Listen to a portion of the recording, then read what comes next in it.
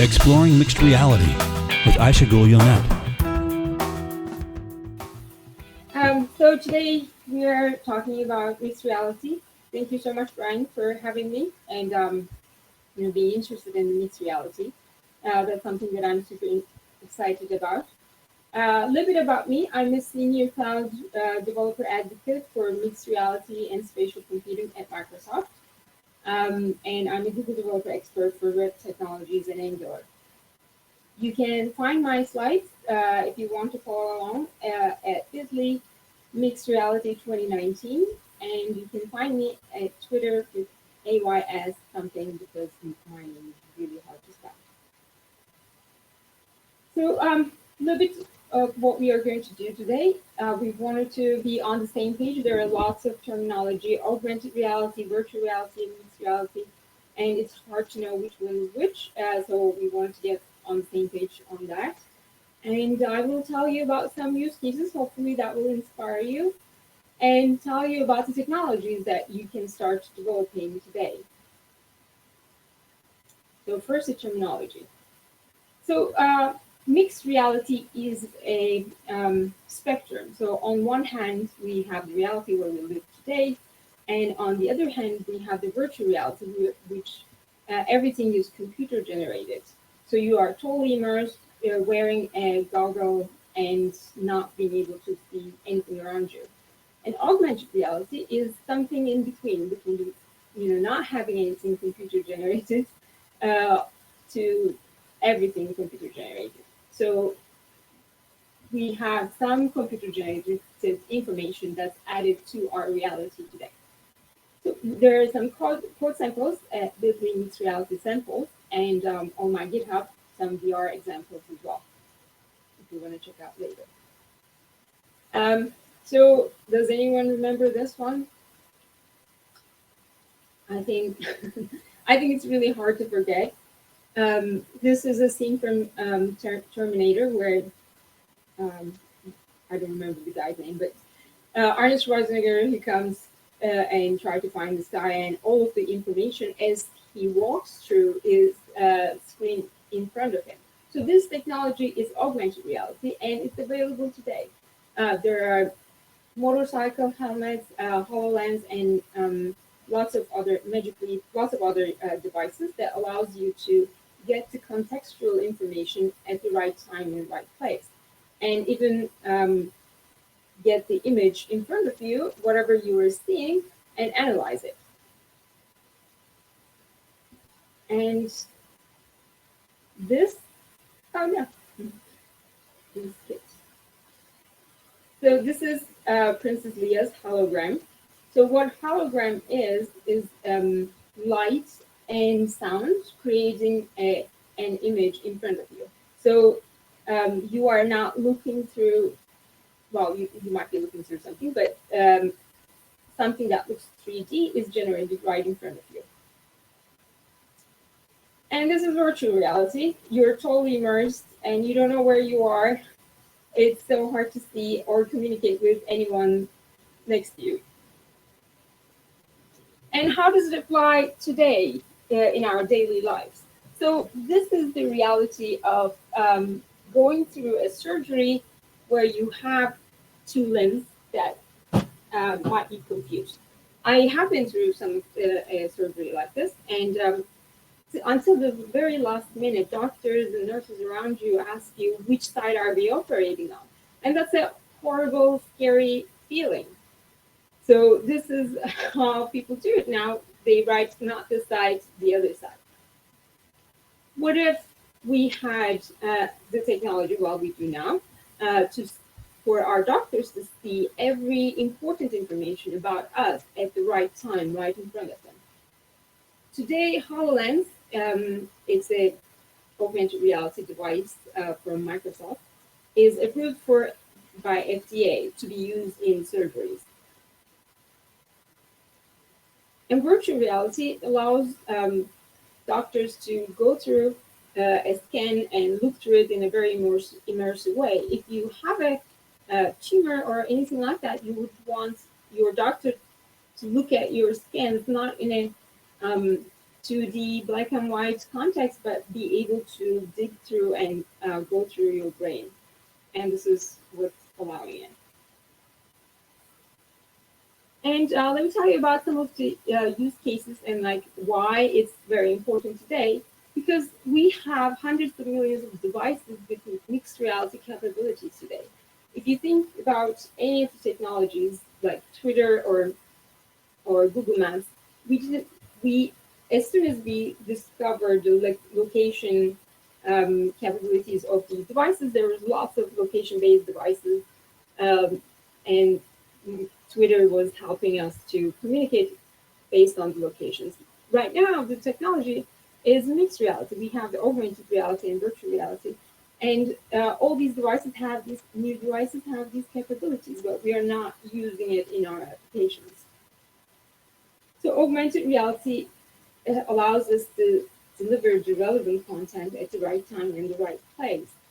And we can have a much more immersive and much more interesting experiences. So one of the most important use cases is education.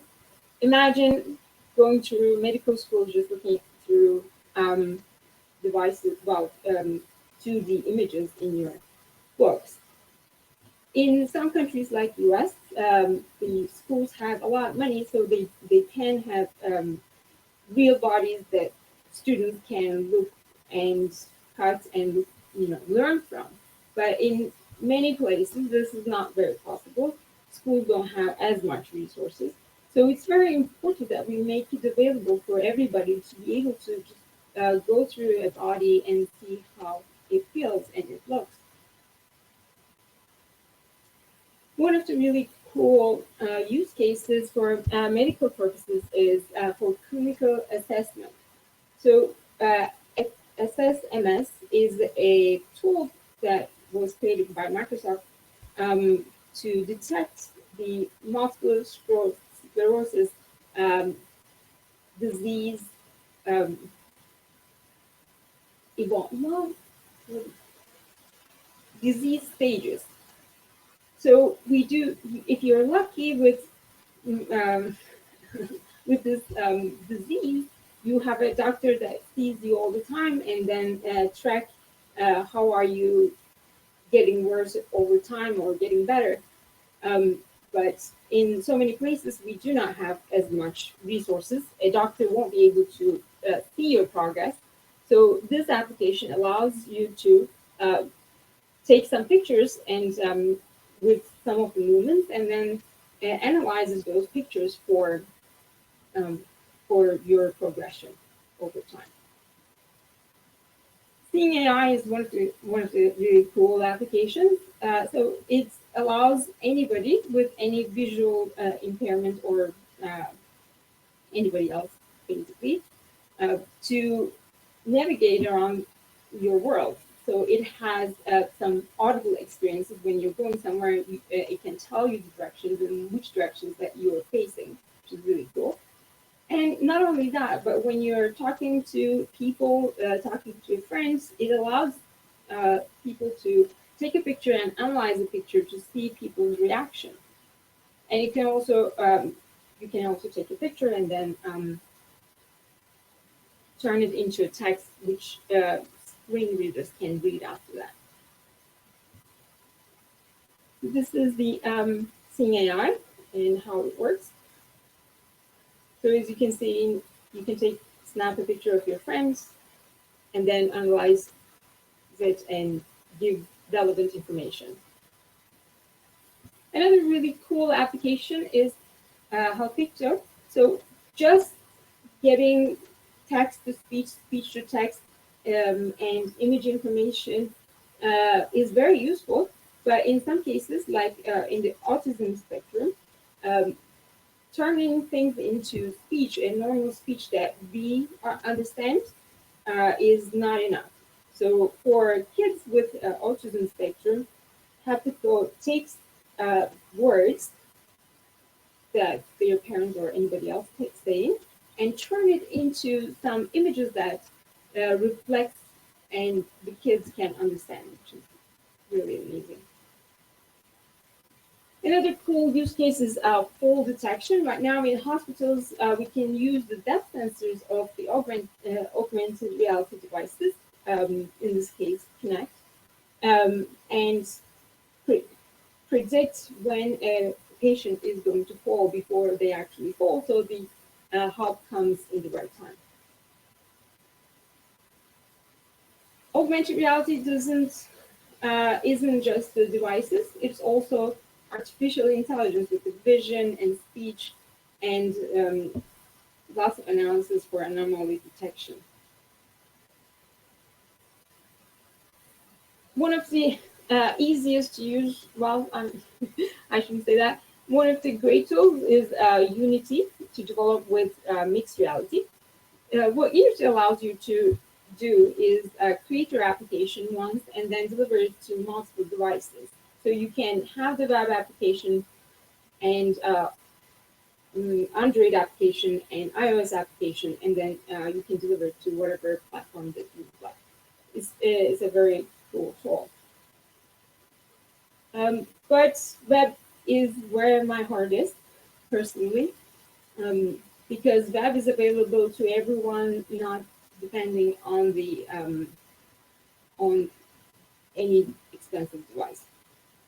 So, just want to tell you what's going on with the WebXR today. Unfortunately, these APIs are being developed as we speak, and we need to enable some flags before we are able to see anything on the web. So this is like 3D graphics capabilities are there for a long time, but the WebXR support is not there for the web mostly. But what we can do today is develop still and then deliver it without having to tell our customers or users you have to enable these flags. One of them is called Origin Trials. If you apply for it in Chrome, these flags that your users needs to see will be enabled um, without them having to do anything. The other cool thing is we have some polyfills that for the APIs that are not there. We have multiple of them, and most of those is pretty good. And the other thing that's very important is making these experiences very progressive.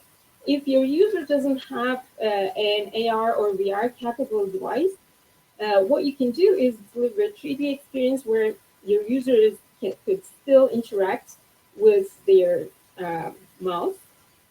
And depending on what kind of capabilities they have, you can also deliver the same experience in AR or VR.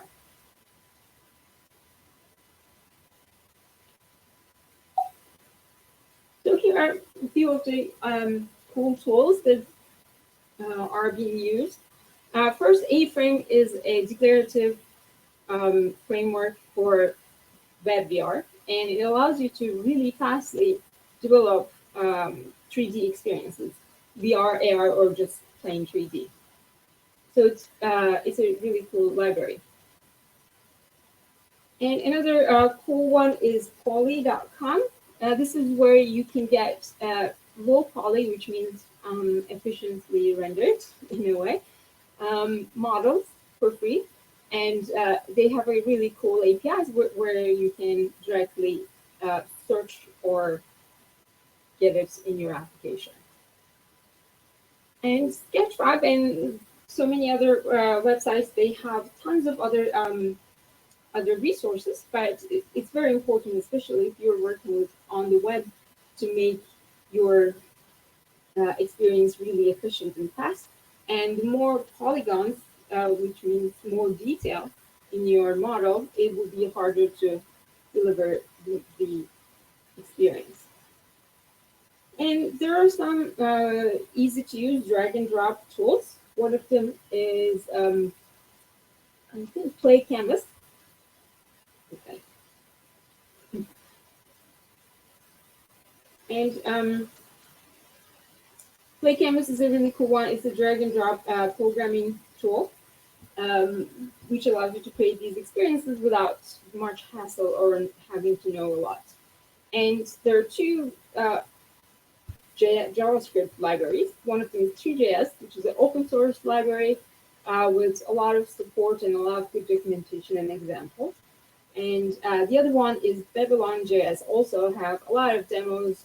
It's open source and available to contribution, and the documentation is actually pretty good.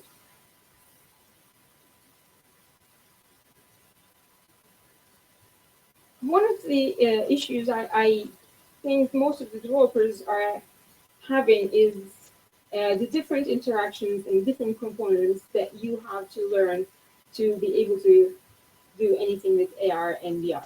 One of well, I just want to talk to you about these components so that when you look at the examples, you won't be surprised to see there's all these different terms. One of them is gaze, which is where your user is looking. This is, I think, very important in many cases. If you're on a VR or AR without any hand device, you can use your user's gaze where they're looking as a selection tool. Also, to make your applications more accessible, one thing you can do is give your users an option to navigate using their gaze or type using their gaze. Gestures is how we interact with the 3D objects in augmented reality. So if you ever seen HoloLens demos, you can pinch and you can touch and turn some holograms, and it's a great way to interact and really feel like you are immersed in the experience. Motion controls are, I think, very important also for the accessibility reasons. Um, in most of the experiences, it requires you to walk around or do something or turn. But if somebody who is paraplegic wants to use your application, they should be able to use their tongue to move around, and motion controls help with that. Voice input is a very useful thing. Uh, when when you're in a 3D environment and when you are interacting with things, it feels much more natural to talk instead of trying to type or trying to click on something. And with the speech services, we could create a voice input and voice interaction very easily. Spatial mapping is how we map our environment. And HoloLens 2, the current one, the new one, which I don't have, has a Kinect depth sensor built into it, which allows you to understand your environment and see the surfaces. And this kind of technology is used in many things, as the one that I showed earlier with fall detection. Spatial sound is a really good one. Um, it makes your experiences so much more immersive if your users are not only feel like they're walking through, but they are hearing things from a different direction. And this is something that's being used in the Seeing AI application to define where the things are. Um, and lastly, we have this service called Spatial Anchors, which allows you to put any kind of 3D object to a particular place uh, and then share this experience with anybody else on multiple devices. For example, you might be using HoloLens and then put this motor somewhere, and then somebody else can come in with their iOS or Android devices and find exactly the same thing in the right place. A little bit about creating the geometry. So geometry, we have to create the 3D objects from scratch if you're not getting it from Poly or any other 3D model services.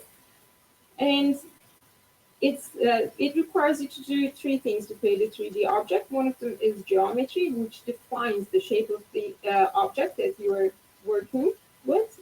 The second one is the material, which defines how the light reflects off of it, which is what we actually understand as texture and material. And mesh is an object that puts them together to create the look that you want.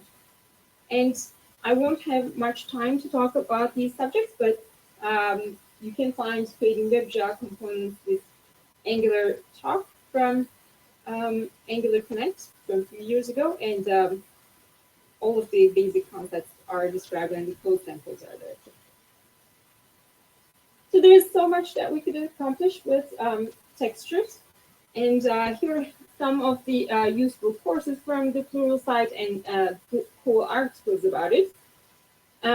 What material and texture mapping does is helps you to create some detail without actually increasing the polygon size, which is the little triangles that makes up your 3D model. And on the top right, the image that you see is also, you can define how the light will create some shadows on your application, kind of in a cheating way without calculating it every time. So as I mentioned, Poly has a really cool API, and it's really easy to use. You just have you just have to sign up for it and have a API key, and then you can either search for it or find, if you know exact Poly exact model that you want, you can use the ID for it, and then add it to any of your scenes. And this is a raycasting example for a click event, how to interact.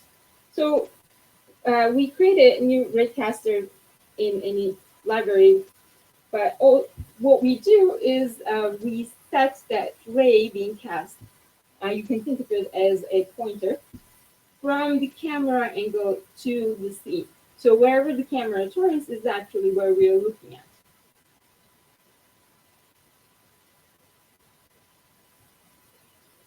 As I mentioned, the WebXR APIs are being developed and being discussed at the same time. If you want to be a part of the conversation, this is a great time, and you can find the discussions at Immersive at GitHub, and you can file an issue or suggest your changes. Mozilla Blog has a really good resources for VR and AR. That's one of my favorite resources, and a few others here. And lastly, some of the examples that I show you, especially for accessibility, are at the Ability website of the Microsoft Accessibility Project, and cognitive services, which are the vision, computer vision, text-to-speech, image-to-text, can be found at Bitly AI for accessibility. And we have great samples and also sample projects in our mixed reality documentation, Bitly at mixedreality.org. And you can find the tools that we developed to be used at Unity, to allows you to interact or make your application more accessible at Mixed Reality Unity Toolkit. So this is what I have for you so far. And if you have any questions, I'm happy to answer.